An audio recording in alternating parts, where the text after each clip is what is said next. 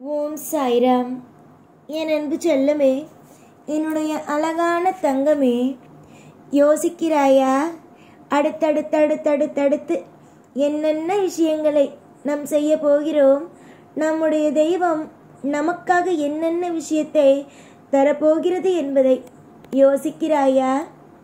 அம்மா, நான் உனக்காக அழகான விஷயத்தை, அற்புதமான விஷயத்தை தருவேன்.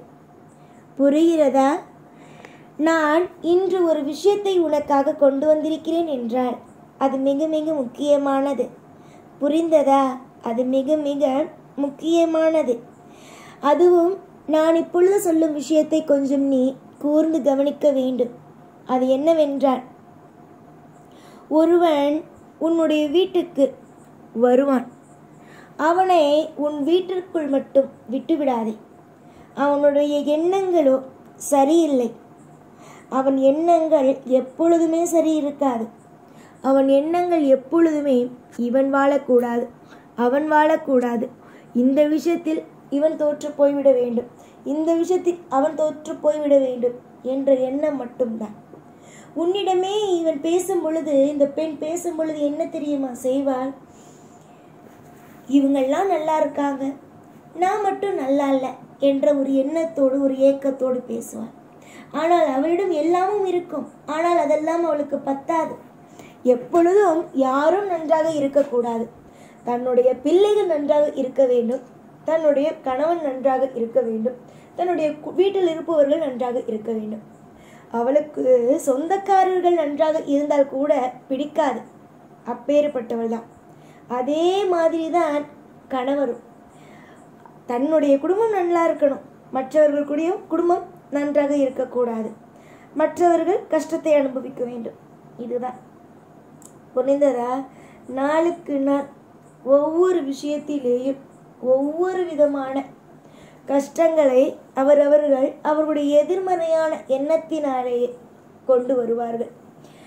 இங்கு ஜாதகத்தை விட எல்லாம் சக்தி வாய்ந்தது கண் திருஷ்டி. அந்த கண் திருஷ்டி எல்லோருடைய வாழ்க்கையிலேயும் இருக்கும். ஏன்? இப்பொழுது நான் கோவிலில் இருக்கிறேன். நான் ஒரு உடையை உடுத்திருக்கும் பொழுது சுற்றி இருப்பவர்கள், சாய் இன்று அழகாக இருக்கிறார் என்று சொல்கிறார்கள். அதுவும் ஒரு கண்தானே. இதுவே மற்ற தெய்வங்கள் அழகாக இருக்கிறது என்று நீங்கள் ஒவ்வொரு கோவிலுக்கு போகும் பொழுதும் சொல்கிறீர்கள். அதுவும் கண்தான்.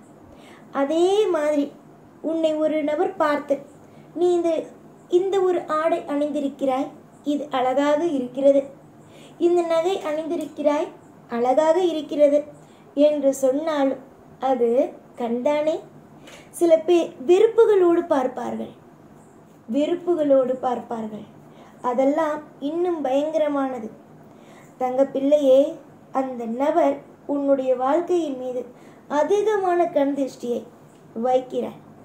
இந்த குடும்பமே உன்னுடைய வீட்டுக்குள் வராமல் இருப்பது நல்லதுதான். ஆனால் ஒரு நல்ல காரியம், ஒரு நல்ல விஷயம் சொல்ல வருகிறார்கள் என்றால் விடலாம். ஆனால் சம்பந்தம் இல்லாமல் ஒரு நபரை கூப்பிடுவதோ, சம்பந்தமே இல்லாமல் அந்த நபரை உன்னுடைய வாழ்க்கையில் சேர்ப்பதோ வேண்டாம். சில சமயத்தில் சில உறவுகள் உன் வீட்டிற்குள் வருவார்கள். தவிர்க்க முடியாது.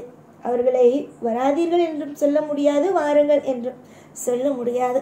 தவிர்க்க முடியாத சில சூழ்நிலைகள் அமையும். அப்பொழுது என்ன செய்ய வேண்டும் என்றால், நான் சொல்வதை நன்றாக கவனித்துக் கொள்ளுங்கள். அவர்கள் வீட்டை விட்டு போன பிறகு கொஞ்ச நேரம் கழித்து வீடு வாசல் அனைத்தையும் கூட்டி கொஞ்சம் மண் எடுத்து, கண் இருக்கும் கொட்டாங்குச்சி, 3 கண் கொட்டாங்குச்சியில் அந்த மண்ணை போட்டு, அது கொஞ்சமாக கடுகு, வெண்கடுகாக இருந்தால் இன்னும் நல்லது. அது இல்லாத பட்சத்தில் கருப்பு கலர் கடுகு போட்டு, 2 பட்டை மிளகாய், உப்பு போட்டு, உன்னுடைய குடும்பத்தையும் உன் வீட்டில் இருக்கும் உயிரினம், அதாவது நாய், இந்த மாதிரியான இருக்கும் அனைவரும் ஒரு உயிர்தான், அதையும் நன்றாக சுற்றி உன்னுடைய வீட்டுக்கு வெளியில் வந்து அதையும் உன் வீட்டையும் இந்த பக்கம் 3 முறை அந்த பக்கம் 3 முறை நன்றாக சுற்றி வாசலில் வைத்து எரிய விடும். அதில் வெடிக்கும் ஒவ்வொன்றும் உன் கண் திஷ்டிகள் வெடித்து வாசலிலோட ஓடும். புரிந்ததா? வாசலிலோட ஓடும்.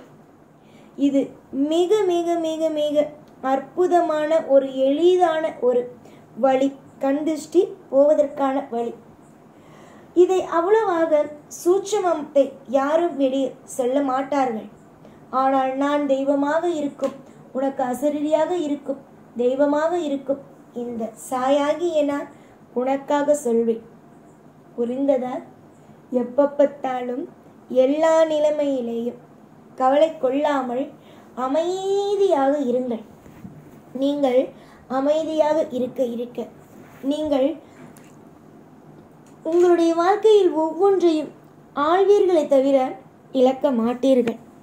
புரிந்ததா? யார் வேண்டுமானாலும் எது வேண்டுமானாலும் உங்களை கண்திஷ்டி வைத்து உங்களை கஷ்டப்படுத்தி இருக்கலாம். ஆனால் நான் எவ்வளவோ விஷயத்தை உன்னுடைய வாழ்க்கையில் நான் கடந்து உன்னை வரவழைத்திருக்கிறேன். நிச்சயம் அனைத்தும் மாறும். நிச்சயம் உன் வாழ்வில் அனைத்து விதமான சுபத்துவமான விஷயங்களும் நடக்கும்.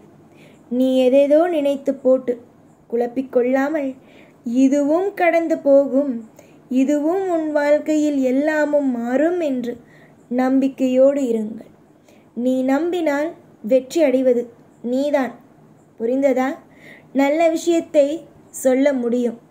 அதை எடுத்துக்கொள்வது உன் கையிலேயே உள்ளது. யார் என்ன சொன்னாலும் அதை ஒரு முறைக்கு 2 முறை காதில் வாங்கு. புரிந்ததா? உன்னுடைய வாழ்க்கைக்கு நானே பொறுப்பு. எல்லா நாளும் எல்லா பொழுதும் உனக்கு ஒரு அமைதியான ஒரு வாழ்க்கையை கொடுப்பேன். நிறைய நேரம் கவலைகளோடு இருந்தாய், நிறைய நேரம் வருத்தங்களோடு இருந்தாய், நிறைய நேரம் மன உளைச்சல்களோடு இருந்தாய். இனி மன உளைச்சல்களுக்கோ இல்லை மற்ற விஷயங்களுக்கோ இடமே அல்ல. எல்லாம் நல்லதே நடக்கும். எப்பொழுதும் உன் கூட இருப்பேன். மறக்காதே, எந்த நிலையிலும் எந்த பொழுதிலும் எதையும் நினைத்து சோர்ந்து போய் கவலைகளுக்கு ஆளாகி விடாதே. நீ நிறைய காலத்தில் நிறைய நேரத்தில் அவமானங்களை விட்டு சந்தித்து ஒவ்வொரு நாளும் ஒவ்வொரு நேரமும் பயந்து நிற்கிறாய். இனி பயப்பட வேண்டிய அவசியங்கள் இல்லை. சந்தோஷத்தோடு இருங்கள். எத்தனையோ காலங்களும் நேரங்களும் மாறும். உன்னுடைய வாழ்க்கையும் மாறும். நிம்மதியோடு சந்தோஷத்தோடு இருக்கும். எப்பொழுதும் கூடவே இருப்பேன் இந்த சாய்நான். ஓம் சாய்ராம்.